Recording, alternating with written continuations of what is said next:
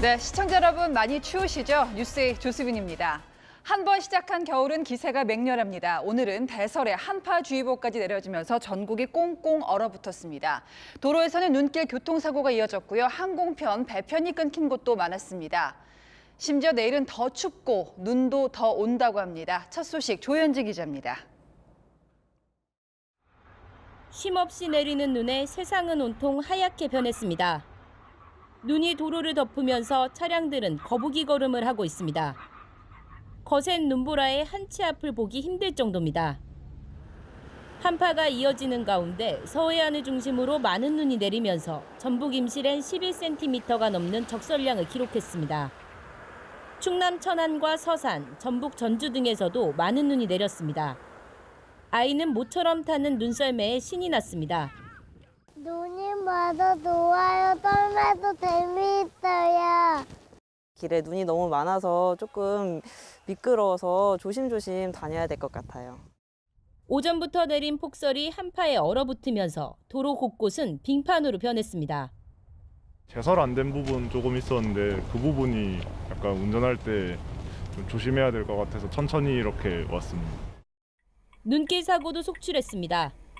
도로에 선 남성이 서행을 유도하며 우산을 흔들지만 뒤에서 오던 버스가 승용차를 들이받은 뒤 중심을 잃고 쓰러집니다. 오전 9시쯤 승객 35명을 태운 관광버스가 눈길에 단독 사고로 서 있던 승용차를 들이받은 뒤 넘어지는 사고가 났습니다. 이 사고로 버스 승객 4명이 통증을 호소해 병원으로 옮겨졌습니다. 이 밖에도 폭설로 제주와 여수공항 등에서 항공편 운항이 지연되는가 하면 경북 포항과 울릉, 인천과 백령도를 연결하는 34개 항로, 43척의 여객선이 풍랑으로 인해 운항이 제한됐습니다. 지리산과 한라산, 계룡산 등 10개 국립공원의 235개 탐방로 출입도 통제됐습니다. 기상청은 앞으로도 전남 서해안에 25cm 이상, 충남 서해안과 전북, 제주도 등에 5에서 15cm의 많은 눈이 내릴 것으로 예보했습니다.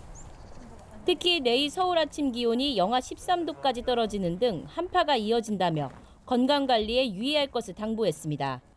채널A 뉴스 조현진입니다. 이번엔 대장동 의혹 관련 보도입니다. 김만배 씨가 있는 곳이라면 이렇게 수행원처럼 나타나서 헬멧남이라는 별명까지 붙은 사람, 최우향 전 쌍방울 부회장이죠. 결국 어젯밤에 구속됐습니다. 화천대유 이사로 있으면서 김만배 씨 지시로 수상한 거래들을 했는데 이게 돈 세탁이었다고 검찰이 의심하고 있습니다. 이렇게 숨긴 돈이 260억 원이고 이런 돈이 더 있는지 어디에 썼는지 검찰이 쫓고 있습니다.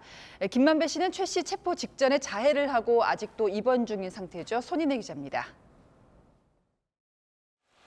화천대유 대주주 김만배 씨의 조력자 2명에 대해 법원이 구속영장을 발부한 건 어젯밤 11시 40분쯤. 헬멧남 최우양 화천대유 이사와 이한성 화천대유 공동대표의 구속 전 피의자 신문이 끝난 지 7시간 만입니다. 재판부는 영장 발부 이후로 증거인멸과 도망 우려를 들었습니다. 두 사람은 지난해 10월부터 올해 7월까지 김만배 씨 지시로 대장동 개발 수익 260억 원을 은닉한 혐의를 받고 있습니다. 쌍방울그룹 부회장을 지낸 최 씨는 김 씨에 대한 1차 구속영장이 기각됐을 때는 물론 대장동 재판 현장에도 모습을 드러낸 20년 지기 최측근입니다. 최 씨는 이와 별개로 천화동인 1호와 김만배 씨에게서 수십억 원씩 돈을 빌렸다가 되갚는 등 수상한 자금 거래 의혹도 받아왔습니다. 천화동인에서 빌려가지고 어디 투자했는데 그건 뭐 거기 산당해가지고 사기로 고소했잖아요. 제가 이자 준 것까지 거의 뭐 한 30억 가까이 틀렸어요. 검찰은 최 씨 등이 돈 세탁 창구로 활용됐을 가능성이 있다고 보고 이르면 내일 두 사람을 불러 추가 은닉 자금 여부와 사용처 등을 조사할 방침입니다. 최근 극단적 선택을 시도한 김만배 씨는 수원의 대학병원 중환자실에서 입원 치료를 받고 있습니다. 생명에는 지장이 없다고 알려졌지만 김 씨 변호인은 채널A와 통화에서 김 씨의 폐가 계속 수축되고 있어서 기능 상실이 우려되는 상황이라고 말했습니다. 김 씨의 회복 상태에 따라 오는 23일로 이미 한 차례 미뤄진 대장동 재판 일정이 추가 연기될 수 있다는 전망이 나옵니다. 채널A 뉴스 손인혜입니다. 이번엔 시계를 문재인 정부 초기로 돌려보겠습니다. 당시 정부는 소득 주도 성장을 국정과제로 전면에 내세웠습니다. 그런데 웬걸 첫 해에 뚜껑을 열어보니까 불리한 통계가 쏟아졌었죠. 최저임금을 올렸더니 오히려 저소득층 소득이 크게 줄었었는데요. 급기야 청와대가 국가통계를 공개 반박하고 통계청장까지 바꿔가면서 정부가 통계를 조작한다 이런 논란이 따라다녔습니다. 최근 감사원이 이때 일을 들여다보면서 삭제된 문건 하나를 찾았습니다. 청와대가 통계청에 부당한 외압을 행사한 것 아니냐 의심해 볼 수 있는 내용인데요. 윤수민 기자입니다. 감사원이 최근 통계청 직원 컴퓨터에 대한 포렌식 과정에서 삭제된 문건 일부를 복원했습니다.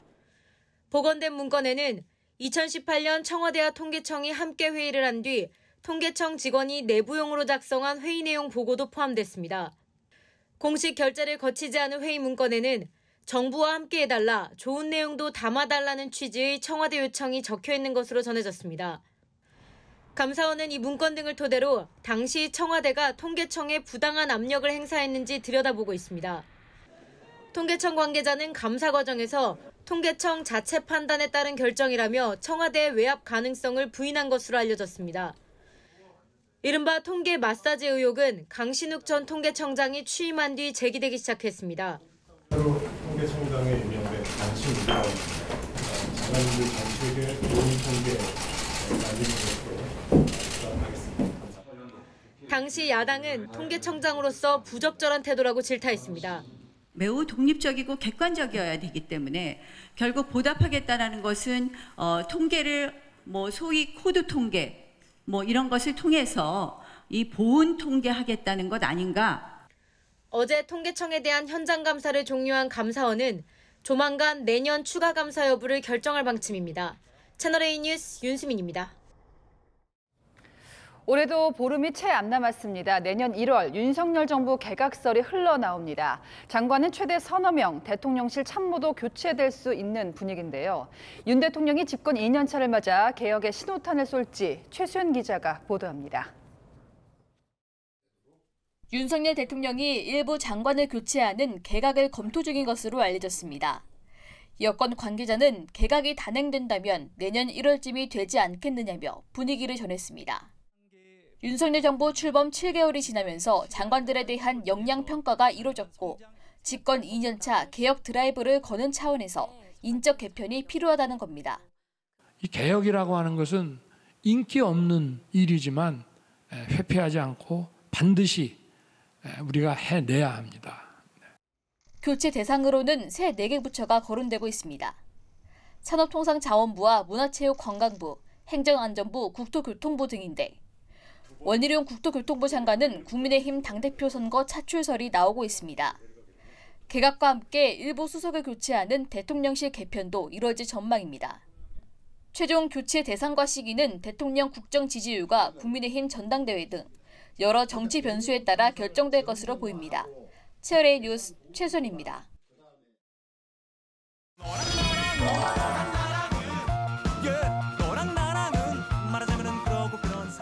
네, 여랑야랑 정치부 김철중 기자와 함께하겠습니다. 첫 번째 주제 보겠습니다. 네, 당심 앞으로 앞서 개각설이 있다고도 전해드렸지만 국민의힘도 바뀌는 분위기잖아요. 새 대표를 뽑는 전당대회를 앞두고 분주한데요. 네, 국민의힘의 새 대표를 뽑는 룰이 당원의 투표권을 대폭 강화하는 쪽으로 바뀔 텐데요. 예. 그러다 보니 당권 주자들은 앞다퉈 당심을 강조하고 있습니다.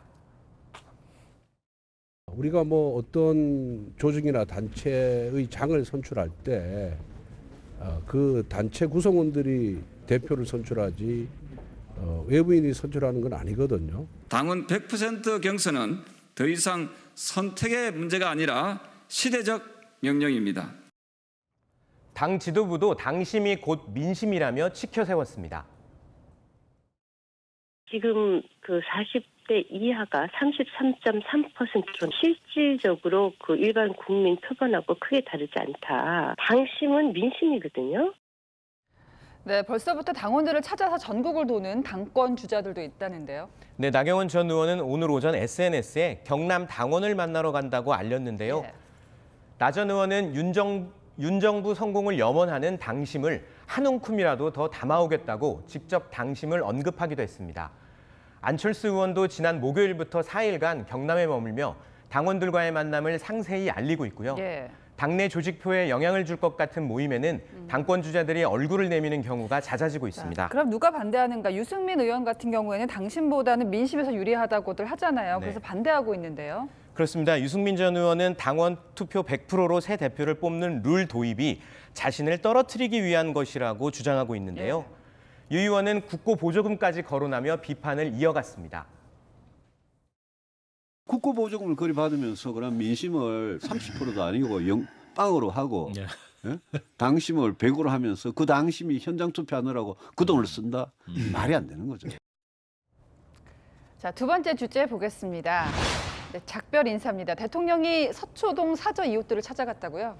네, 대통령실은 지난달 8일 윤석열 대통령 부부가 한남동 관저로 이사한 뒤 오늘 작별 인사, 서초동 주민들과 제대로 인사를 못해서 오늘 작별 인사를 하러 갔다고 전했습니다. 윤 대통령은 관저로 이사할 때 인사를 드렸어야 했는데 외교 일정과 국정 현안으로 늦어졌다면서 여러분과 이웃으로 지내 행복했다고 말했다고 대통령실이 전했습니다. 오늘 인사 자리에는 김건희 여사뿐만 아니라 윤 대통령의 강아지 중 막내인 써니도 함께했습니다. 그동안 대통령과 이웃으로 지내던 주민들로서는 좀 섭섭하기도 하겠어요. 주민들도 대통령 부부를 맞아 조그만 행사를 준비했는데요. 대통령 내외분 응원합니다라는 현수막을 걸고 꽃을 전달했습니다. 그리고 특별한 선물도 전달했는데요. 입주민들의 얼굴이 들어간 조각을 합쳐 대통령 부부 모습이 나오는 퍼즐 액자로 알려졌습니다. 윤 대통령은 감사 인사를 하며 주민들과 일일이 악수를 나눴고 특히 출근길을 배웅해준 아이들에게는 따뜻한 봄이 오면 관저로 꼭 초청하겠다는 약속도 남겼습니다. 저희가 대통령이 출근하는 그런 모습도 이번에 처음 봤었잖아요. 어제 같은 경우 윤 대통령이 주민들에게 떡도 보냈었다고요? 네, 윤 대통령으로부터 떡을 받은 주민들이 SNS에 사진을 올려 알려줬는데요. 힘들고 지칠 때 큰 힘이 되어준 이웃들 덕분에 다시 일어설 수 있었다는 감사 편지도 들어 있습니다. 비판도 있었습니다. 어제가 공교롭게 이태원 참사 49제 추모제가 있었던 날이었잖아요. 이경 민주당 부대변인은 49제의 떡을 돌려야만 했냐고 지적했습니다. 주민들과 작별 인사를 한 윤 대통령, 임기를 마치고 다시 돌아올 때도 오늘처럼 웃으면서 돌아오기를 기대하는 마음. 정파를 떠나 대한민국 국민이면 같은 마음이겠죠. 그렇습니다. 지금까지 여랑야랑이었습니다. 네, 지금 우리 머리 위 우주에서는요, 대한민국 첫 번째 달 탐사선이 달 궤도 안착을 시도하고 있습니다. 총알보다 빠른 속도로 갔는데도 달 궤도로 들어가는 데까지 135일이나 걸렸습니다. 염정원 기자입니다. 3, 2, 1, 0, ignition. 지난 8월 5일 미국 스페이스X의 패컨 9 로켓에 실려 우주로 날아오른 한국 최초 달궤도 탐사선 다누리. 다누리는 연료 절감을 위해 달로 곧장 가지 않고 나비 모양 큰 궤적을 그리며 태양과 지구의 중력이 평형을 이루는 라그랑주 포인트를 향한 뒤 다시 달로 오는 장거리 여행을 택했습니다. 그리고 우주 비행 135일 만인 오늘 새벽 달궤도 진입을 시작했습니다. 총알 속도와 같은 시속 약 3,600km로 이동 중인 달궤도에 진입하기 위해 시속 8,000km로 움직이는 다누리가 진행 반대 방향으로 13분간 추진제를 분사해 속도 줄이기에 나선 겁니다. 만약 속도를 충분히 줄이지 못했다면 다누리는 우주로 날아가 버리게 되고 반대로 속도가 더 느렸다면 달의 중력에 끌려 떨어질 수 있었던 작업이었습니다. 하지만 총알의 속도로 돌고 있는 달 궤도에 맞춰 다누리를 올리는 데 성공했습니다. 굉장히 빠른 속도로 들어가면서 달 궤도선의 이제 자세도 정확하게 이렇게 유지가 되어야 되는 그런 과정이거든요. 한치의 오차가 없어야 되니까 그런 거에 굉장히 의미가 있는 것 같습니다. 다누리는 달걀 모양으로 크게 돌다 5차례에 걸쳐 점차 달과의 거리를 좁히며 임무궤도 안착에 나섭니다. 29일에는 최종적으로 달궤도 안착 성공 여부 확인이 가능할 것으로 보입니다. 이후 다누리는 달표면 지도화 작업, 자원 탐사 후보지와 착륙지 선정 임무를 하게 됩니다. 채널A 뉴스 염정원입니다. 송년회 인기 메뉴 한우값이 요즘 어떨까요? 이 도매값은 대폭 떨어졌다는데 우리가 가게에서 사 먹는 값은 찔끔 떨어졌습니다. 이 가격 구조가 어떻길래 왜 늘 농민도 소비자도 행복하지 않는 걸까요? 강유현 기자가 따져봤습니다. 서울 한 대형마트의 정육 코너. 한우를 살펴보지만 부담스러운 가격에 선뜻 장바구니에 담지 못합니다. 많이 떨어진 체감은 못 하겠어요. 자주 먹지는 않습니다. 가격 때문에 아무래도. 보통 외식하면 10만 원에서 15만 원 정도 사이에 나오고요. 많이 부담스럽죠. 세일할 때 미국산, 호주산, 한우 이렇게 번갈아 가면서 그렇게 구매를 하고 있어요. 최근 한우 도매값이 폭락했다는데 정작 소비자들은 전혀 체감할 수 없는 상황. 실제로 어제 기준 한우 1등급 등심 도매 가격은 1년 전보다 20% 가까이 쌉니다. 하지만 정작 소비자 가격은 7.4%만 떨어졌습니다. 복잡한 유통구조 때문에 산지 가격이 제대로 반영이 안 되는 겁니다. 국내 소고기 유통은 한우 농가부터 도축, 경매, 육가공 등 많게는 8단계를 거쳐야 하고 그때마다 운송비와 수수료가 붙습니다. 정작 한우 농가는 사료비 급등으로 소 키울수록 적자라고 아우성입니다. 생산비 원가가 한 980만 원 정도 되더라고. 1등급 평균가가 600만 원이나 700만 원 정도 나올 거예요. 여기서 지금 한 300만 원 정도가 지금 적자가 나는 거죠. 사육 두수는 늘고 소비는 줄어든 공급 과잉으로 한우 도매값은 한동안 떨어질 수밖에 없는 상황. 하지만 유통 단계에 거품을 빼지 않는 이상 한우 농가 눈물은 마를 날 없고 소비자는 비싼 가격에 지갑을 닫는 악순환이 반복될 것으로 보입니다. 채널A 뉴스 강유현입니다. 어려운 분들에게 겨울은 잔인한 계절입니다. 특히 주거 취약층은 대부분 연탄으로 난방을 하는데 연탄값이 올라서 떼기가 어렵습니다. 서주희 기자가 현장 취재했습니다. 서울 성북구의 노후주택 밀집촌입니다. 냉기를 막으려고 기와나 슬레트 지붕은 비닐과 천막으로 덮었습니다. 낮 최고 기온이 영하 5도를 밑도는 한파가 닥치면서 70대 노부부는 안방에서도 외투를 벗지 못합니다. 모자를 안 쓰고 두꺼운 옷을 안 입으면 추워서 앉아있들 못해. 전기장판만 따숩지. 깔아야 따숩지 안 깔면 차요. 여기도 차. 연탄을 태워 바닥에 온기를 불어넣을 수 있지만 선뜻 연탄을 꺼내 쓰지 못합니다. 지난 4년간 한 장당 평균 800원 수준이던 연탄 소매 가격은 기름값과 인건비 등 운송 비용 상승 여파로 올해 1,200원까지 올랐습니다. 올 지나려면 한 1,000장 정도 가져야 돼요. 아궁이도 2개밖에 안 되거든. 3개인데. 연탄을 떼는 집도 불구멍을 막아서 타는 속도를 최대한 늦춰봅니다. 불구멍을 이렇게 활짝 열어놓으면 연탄이 많이 들어가요. 이렇게 막아놓으면 더 전략되고 2번 갈 것을 한 번으로 가게 되면 장전보다 더 8장을 아껴 쓰게 됐거든요. 예년에는 기업이나 개인들이 후원한 연탄이 큰 도움이 됐지만 올해 연탄지원단체에 들어온 연탄 후원량은 25만 장 수준. 경제난 여파 등으로 지난해의 절반 정도로 줄었습니다. 20년 만에 최저 수준입니다. 도시가스가 들어오지 않는 경우가 많고 또 기름 보일러 등유를 떼시려고 해도 너무 비싸서 떼시지 못하는 경우가 대부분이세요. 연탄이 없으시면 사실 추운 겨울 나기가 굉장히 힘든. 연탄 한 장의 온기도 아쉬운 이웃들에게 올겨울은 유난히 춥고 길기만 합니다. 채널A 뉴스 서주입니다. 네, 초등학생이 횡단보도를 건너다 숨지는 사고가 또 터졌습니다. 이번에도 서울 강남구 어린이 보호구역에서 불과 15m 떨어진 곳이었습니다. 사건 사고 이솔 기자가 종합합니다. 인도에 박힌 철제 구조물들이 충격을 받아 꺾여 있습니다. 서울 강남구 왕복 4차선 도로에서 홀로 횡단보도를 건너던 12살 초등학생이 시내버스에 치인 건 오늘 오전 9시쯤. 버스에 초등학생이 깔린 걸 발견한 행인 신고를 받고 구조대가 출동했지만 초등학생은 이미 심정지 상태였습니다.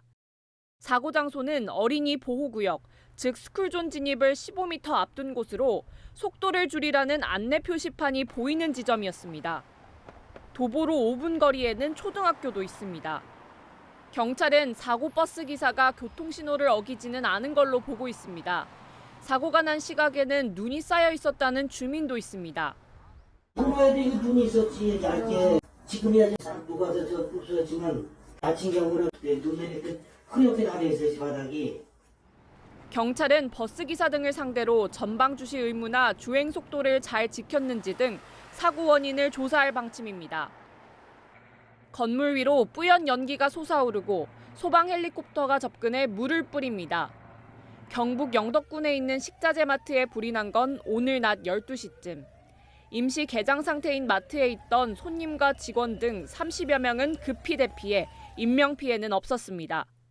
소방당국은 소방 차량 20대를 투입해 5시간 만에 불을 완전히 껐습니다.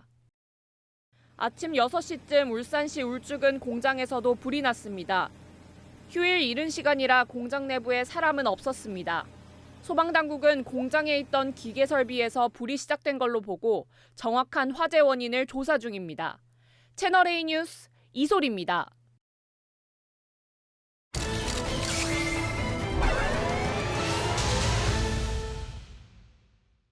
온라인상에서 상품권과 명품 가방을 싸게 판다며 구매 대금만 받아놓고 잠적한 남성이 있습니다. 피해액이 어림잡아 150억 원대에 이릅니다. 구자준 기자와 함께 짚어보겠습니다. 자, 이 남성이 돈만 챙겨서 잠적한 게 불과 열흘 전이라고요? 네, 수원시에 사무실을 두고 5년 전부터 온라인으로 상품권이나 명품 가방 등을 할인 판매해왔던 40대 남성인데요. 정확히 열흘 전 구매자들이 보낸 돈만 챙겨서 사라졌습니다. 피해자가 전국적으로 수백 명에 이르고 물건도 못 받고 떼인 돈만 150억 원에 이른다고 하는데요. 예. 잠적한 지 닷새 만에 강원도 원주에서 검거돼 사기 혐의로 구속됐습니다. 붙잡혔군요. 붙잡혔으니까 다행인데 어떻게 이렇게 많은 사람을 상대로 저렇게 거액의 사기를 칠 수 있습니까? 처음엔 신뢰를 쌓다가 뒤통수를 쳤습니다. 남성은 명품 가방 등을 정가의 80%에 팔거나 상품권도 10만 원짜리를 9만 2천 원에 팔았다가 나중에 9만 6천 원에 자신이 다시 사들이는 방식으로 사람들을 끌어모았습니다. 실물 상품권이 오가지는 않고 시차를 두고 돈만 오가는 정산이라는 방식인데요. 피해자들 입장에선 남성이 싸게 판 상품권을 약속한 날에 매번 웃돈을 얹어서 되사가는 모습을 보고 점점 더 믿게 됐죠. 경찰은 이런 지속 불가능한 사업 구조를 남성이 계속 고객 돈으로 돌려막기를 하며 유지해왔다고 보고 있습니다.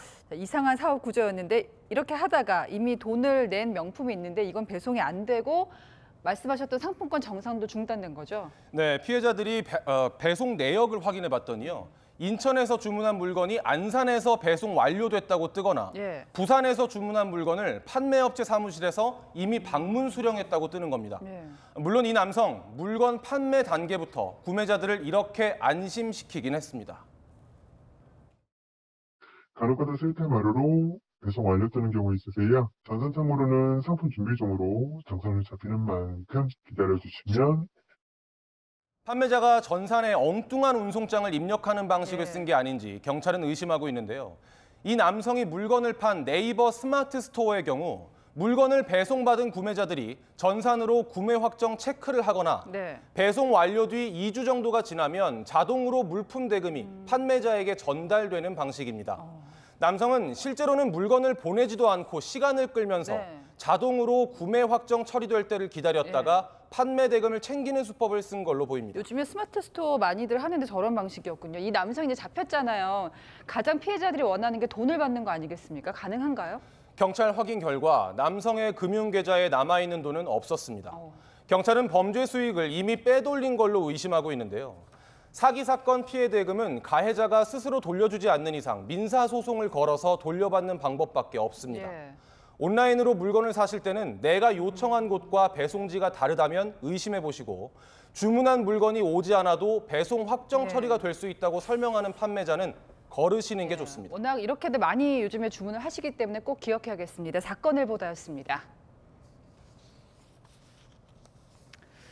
엘리베이터를 타고 올라가면 바다가 펼쳐지는 아쿠아리움, 독일 베를린의 명물이었는데 이 거대한 수족관이 18년 만에 갑자기 폭발하는 것처럼 깨져버렸습니다. 물 100만 리터가 한꺼번에 터져 나왔습니다. 이상희 기자입니다. 호텔 로비에 대형 원통이 흉측하게 서 있고 물줄기가 쉴 새 없이 뿜어져 나옵니다.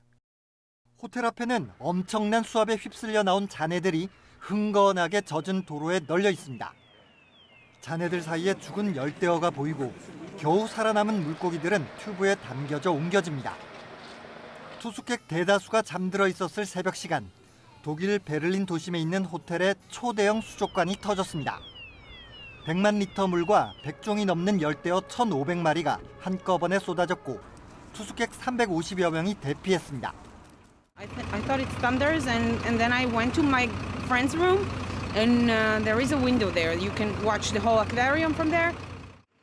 받침대 없이 서 있는 원통 모양으로 세계 최대 규모인 수족관은 18년 동안 베를린의 관광 명소였습니다. 경찰은 테러나 공격으로 믿을 만한 단서는 찾지 못했다고 밝혔고 베를린시는 자재 피로도를 파손 원인으로 지목하고 있습니다. Wir können heute sagen, dass bei aller Zerstörung wir trotzdem großes Glück gehabt haben, denn es sind nur 2 Menschen leicht verletzt worden. 공연장 앞에 차단벽까지 세워지지만 사람들이 입구를 뚫고 쏟아져 들어갑니다. 공연장 안에서는 몸싸움이 벌어집니다. 영국 런던에서 열린 아프리카 팝 가수 아사케 공연에서 밀집 사고가 발생했습니다. 3명이 크게 다쳤고 공연은 10분 만에 취소됐습니다. 경찰은 입장권을 구하지 못한 일부 팬이 억지로 들어가려 했다는 진술을 확보하고 경찰을 폭행한 팬을 체포했습니다. 채널A 뉴스 이상희입니다. 우리 국가대표 선수들 카타르 월드컵 16강 여정을 끝내고 이제는 소속팀에서 출격을 준비하고 있죠. 특히 걱정이 컸던 손흥민 선수, 이렇게 벗었던 마스크를 다시 썼습니다. 김태욱 기자입니다. 지난 15일 토트넘 첫 훈련 때 안면 보호대를 벗고 몸을 풀었던 손흥민. 하지만 본격적인 볼 훈련에 들어간 다음 훈련에는 다시 보호대를 착용했습니다. 수술한 부위의 뼈가 제대로 붙기 위해서는 아직 시간이 더 필요합니다. 또다시 부상당할 위험도를 낮추기 위해서 마스크 투혼을 이어갈 걸로 보입니다. 토트넘은 26일 브렌트포드와의 리그 경기를 시작으로 시즌 일정을 재개합니다. 역시 소속팀에 복귀한 이강인은 동료들의 격한 환대를 받았습니다. 월드컵에서의 맹활약을 축하하는 의미였습니다. 훈련 내내 밝은 표정과 가벼운 몸놀림을 선보인 이강인. 도발적인 눈빛으로 내기를 제안하기도 합니다. 앞선 두 선수는 빗나갔지만 이강인은 정확히 크로스바를 강타하며 근거 있는 자신감이었음을 확인시켰습니다. 월드컵에서 하지 못했던 세리머니까지 보여주며 살아있는 왼발 감각을 뽐냈습니다. 월드컵 이후 이강인에 대한 유럽 빅클럽들의 관심이 높아진 상황. 이강인은 오는 21일 구강컵 2라운드부터 경기에 나설 것으로 보입니다. 월드컵 뒤 짬을 내 패션 화보를 찍은 황희찬. 그 모습을 본 울버햄튼 동료들은 SNS에서 먼저 환대했습니다. 햄스트링 부상이 걱정이지만 벌써 연습 경기까지 뛰었습니다. 상대의 자책골을 유도하며 좋은 컨디션을 유지했습니다. 채널A 뉴스 김태욱입니다.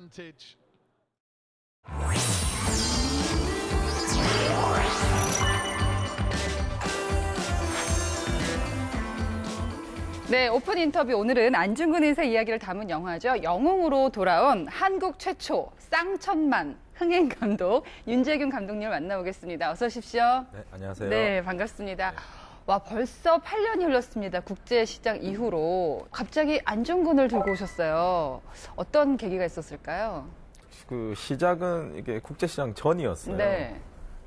제가 이제 댄싱 퀸이라는 작품을 제작을 할 때 그 조연으로 같이 출연했던 정성화 씨가 조연이었는데, 그때 정성화 씨가 뮤지컬 영웅을 이제 그 공연을 하고 있었어요. 네. 그래서 이제 같이 스태프들이랑 보러 가게 됐었는데, 그 뮤지컬 영웅이라는 그 공연을 보고 너무 많이 울었어요. 아, 그날. 네, 그게 그냥 그 공연을 보고 그 안중근 의사가 진짜 민족의 영웅으로 자랑스럽다, 자부심이 느껴진다, 멋있다, 이게 아니라 너무 불쌍했어요. 죄송스럽고 지켜드리지 못했다는 거에 대해서. 그래서 언젠가는 저 영화를 꼭 한번 영화로 만들어 보고 싶다 이 생각을 2012년도부터 가지고 있었거든요. 왜 영화로 오면서 그 주연을 바꿀 수도 있잖아요. 영화니까. 네. 그때부터 일단 이 뮤지컬 영웅을 영화로 했을 때는 정성화 씨로 가겠다 하는 나름대로 그 생각은 가지고 있었어요. 처음부터. 네. 정성화가 아닌 안중근은 상상하기 어렵다. 기술적인 그다음에 뭐 인지도, 그다음에 인기 뭐 이런 걸 다 떠나서 제일 네. 중요한 거는 진정성이 아닌가 생각을 해서 원래 약간 영화의 어떤 철학? 본인의 철학과 관련이 있는 건가요? 영화를 만들면서 이제 기본적으로 가지고 있는 생각이 딱 하나가 있어요. 뭐냐면 관객은 신이다. 많은 사람들이 어떻게 하면 관객한테 잘 보이고 당할 수 있을까. 그게 저는 뭐 머리로 가능하다고 많은 사람들이 생각할지도 모르겠지만 결국은 관객분들은 그 신이시기 때문에 이 영화를 만든 사람들의 그 의도를 저는 정말 어떻게 보면 귀신같이 다 아신다고 생각을 해요. 그렇던가요? 예, 정말 뭐 흥행을 바라고 돈을 바라고 만들었는지 아니면 진심으로 우리 관객에게 기쁨과 행복과 뭐 감동을 주려고 만들었는지 네. 그 의도를 저는 누구보다도 관객분들이 제일 잘 아신다고 생각해요. 그런데 안중근 그 영웅은 라이브로 하셨습니다. 촬영을. 너무너무 힘들어했을 것 같은데요, 배우들이. 본격적인 이제 오리지널 뮤지컬 영화는 우리나라에서 이제 처음인데 결론적으로 말씀드리면 이 영화를 만들 때 제가 라이브로 하겠다고 결심하는 순간 모든 고통이 시작이 된 것 같아요. 제일 문제가 이제 예를 들어서 이제 김고은 씨가 열차 마지막 칸 밖에서 노래를 부른 장면이 있는데 그런 장면 같은 경우는 열차가 달리는 설정이니까 바람이 막 그 머리카락에 휘날리고 옷도 휘날려야 되는데 그러면 영화 촬영이나 드라마 촬영할 때는 강풍기를 틀어야 되거든요. 네. 근데 강풍기 소리가 엄청 커요. 그럼 그건 이제 방법이 없으니까 라이브로 안 하면 그냥 강풍기 앞에 틀어놓고 찍으면 너무 편했을 텐데 그걸 또 라이브로 가겠다고 고집을 하니까 강풍기를 세트장 밖에 한 100m 밖에다가 틀고 한 지름 한 50cm 정도 되는 긴 호스를 한 100m 정도 또 따로 주문을 해서 한신도 포기할 수 없었군요. 그렇죠. 국제시장은 아버지에 대한 이야기였다고 여러 차례 얘기를 하셨어요. 이번에 영웅은 어머니에 대한 이야기라고 말씀을 하셨습니다. 또 그 역할 남은희 배우를 캐스팅하셨잖아요. 특별한 이유가 있었을까요? 사실 그 공연을 보면서 그 어머니가 아들에게 떠나보내면서 부르는 노래가 저는 그 장면에서 사실 되게 오열을 했었어요. 그래서 나중에 영화를 하게 되면은 물론 안중근 의사의 드라마도 굉장히 중요하지만은 어머니의 드라마도 결코 작지 않게 다루겠다 이렇게 결심을 했었고 일단 뭐 남은희 선생님은 국민 어머니라는 또 이미지가 이제 또 가장 크시고 또 그 역할을 우리나라에서 누가 제일 잘할 수 있을까 고민을 하고 생각을 했을 때 남은희 선생님이 제일 잘하실 것 같다고 해서 제안을 드렸죠. 영웅에서 그럼 윤 감독님이 꼽는 결정적인 장면이 그걸까요? 개인적으로는 뭐 촬영을 하면서도 그랬고 또 제 스스로도 사실 이제 2017년도에 이제 어머니가 이제 암으로 돌아가셨는데 또 촬영을 한 2년 정도 뒤에 이제 제가 그 2019년도에 촬영을 했는데 남은희 선생님이 노래를 부르시면서 찍는 장면을 이제 찍었었는데 그때 사실 찍으면서 저는 잘 안 울거든요. 지금도 우실 것 같은데요. 근데 그 장면은 남은희 선생님이 노래를 부르시면서 촬영을 할 때도 눈물이 되게 많이 나죠. 이번 영웅 같은 경우는 관객들이 이걸 내 의도를 이거다 좀 알아줬으면 좋겠다는 부분이 있을까요? 사실 알아줬으면 좋겠다 하는 거는 그냥 결코 쉬운 길은 가지 않았다는 거. 만드는 사람들의 과연 진심이 이 영화에서 느껴지느냐 안 느껴지느냐.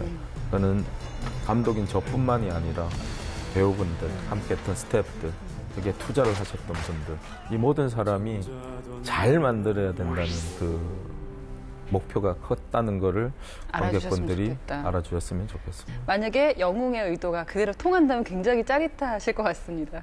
옛날에는 네. 뭐 해운대 때는 이제 처음 뭐 천만하고 처음 잘 되고 천만, 예. 했을 때는 되게 말씀하신 것처럼 짜릿했어요. 네. 근데 국제시장 때부터였던 것 같은데 이제는 그게 뭐 짜릿하다 이런 감정으로는 그게 표현이 안 되는 것 같아요. 일단 비싼 돈을 내시고 또 거기에 시간까지 투여를 해서 제가 다음에 우리 배우분들이 스태프들이 같이 만든 영화를 보러 오신다는 것 자체가 한 분 한 분이 너무 감사했어요. 예. 눈물 날 정도로 감사했어요. 너무 상업 영화에만 몰두하는 게 아니냐라는 시선도 분명히 있습니다. 이런 평가에 대해서는 어떻게 생각하세요? 저는 영화를 제가 만들고 싶은 영화를 만드는 게 아니라 네. 제가 보고 싶은 영화를 만들어요. 그러니까 저는 제가 영화를 보는 그 수준 자체가 네. 저는 뭐 일반 관객하고 큰 차이가 없는 것 같아요. 아니, 그게 굉장한 재능 아닐까요? 대중의 마음을 안다는 거? 저도 아주 수준 높은 작품 이런 걸 이야기를 하고 싶은데 그냥 제가 이때까지 봤던 영화 중에서 제일 아끼고 좋아하는 사랑하는 작품 딱 한 작품만 이야기하라 그러면 저는 E.T.거든요. 다른 작품성이 있고 아주 깊이가 있는 영화를 보면서 영화학도의 꿈을 키웠다고 이야기를 하고 싶은데 그건 사실이 아니니까 거짓말을 할 수가 없잖아요. 지금 감독하고 제작을 같이 하시잖아요. 어떻습니까? 감독으로서 영화를 만들 때, 제작자로서 만들 때 보는 포인트가 좀 다른가요? 약간 부담감에 있어서 약간 조금 차이가 나는 것 같아요. 간단하게 비유를 하자면 제작을 해서 관객분들한테 작품을 선보일 때는 네. 관객분들한테 이렇게 이제 정장을 차려입고 옷을 갖추고 관객분들한테 인사를 드리는 것 같고요. 감독한 작품을 관객분들한테 선보일 때는 그냥 빨가벗고 관객 앞에 선보이는 것 같아요. 느낌. 그렇군요. 부담감이 예. 되게 많이 큰 것 같아요. 해외 진출도 준비하시고 있다고 들었어요. 윤재균 감독의 브랜드도 달라졌겠지만 한국 영화 자체의 브랜드도 달라졌을 것 같아요. 그 느끼시나요? 일단 모르는 사람들이 없었어요. 예를 들어서 뭐 헐리우드 유명한 배우분들도 많이 만났었는데 일단 오징어 게임을 안 보신 분들이 거의 없었어요. 그렇죠. 그리고 그때 이제 윤여정 선생님이랑 같이 갔었는데 여정윤을 모르는 사람이 단 한 명도 없고요. 그렇군요. 예. 이 질문을 좀 드리고 싶어요. 많은 영화를 통해서 사람들의 삶도 바꾸셨잖아요. 영화가 삶을 바꿀 수 있다, 세상을 바꿀 수 있다, 이런 흔히 그런 말들을 하는데 좀 동의하시나요? 저는 동의를 하는 편입니다. 항상 저는 영화는 그냥 커트의 예술이라고 이야기를 해요. 네. 뭐냐면 이 한 커트는 제가 연출을 하나 다른 감독님이 연출을 하나 한 카트로만 놓고 보면 별 차이가 안 날 거예요. 0.1%밖에 차이가 안 난다고 생각해요. 근데 그게 10카트가 모이면 1% 차이가 나고 100카트가 모이면 10% 차이가 나고 1000카트가 모이면 100% 차이가 나잖아요. 그 커트가 하나씩 모이면 어떤 영화를 보고 또 그게 쌓이고 하면 네. 제 마음속에도 제 인생도 변하지 않을까. 하나가 사람의 인생을 바꿀 수는 없지만 모이면 커트의 예술처럼 모이면 100%, 200% 다른 인생을 살 수도 있지 않을까 생각합니다. 오늘 제가 윤재균 감독님과 인터뷰한 이 시간도 저희 인생의 한 컷을 충분히 바꾸고 남을 것 같습니다. 지금까지 영웅의 윤재균 감독이었습니다. 고맙습니다. 네, 감사합니다. 이어지고 있는 최강 한파, 내일은 절정을 이룹니다. 오늘보다 약 5도 더 떨어질 전망입니다. 더 큰 추위가 오는 만큼 옷차림에도 큰 변화 주셔야겠습니다. 현재 내려져 있는 한파특보 현황입니다. 호남, 영남 지역을 제외하고 대부분 한파경보와 주의보가 내려졌고요. 하루 사이 충남과 경북도 한파주의보에서 한파경보로 격상됐습니다. 게다가 해안 지역으로 온 강풍까지 불어서 더 큰 추위가 예상됩니다. 서울과 대전의 최저기온 영하 13도까지 떨어지겠고요. 전국 대부분 지역이 한낮에도 영하권에 들 전망입니다. 현재 눈이 오는 지역으로 대설특보가 내려져 있고요. 모레까지 최고 25cm 이상의 폭설이 이어질 전망입니다. 날씨였습니다. 앞서 전해드렸던 대로 내일은 이번 겨울 들어 최강 한파가 몰려옵니다. 피해가 없도록 미리미리 둘러보고 준비하시는 게 좋겠습니다. 오늘 여기서 뉴스A 마치겠습니다. 고맙습니다.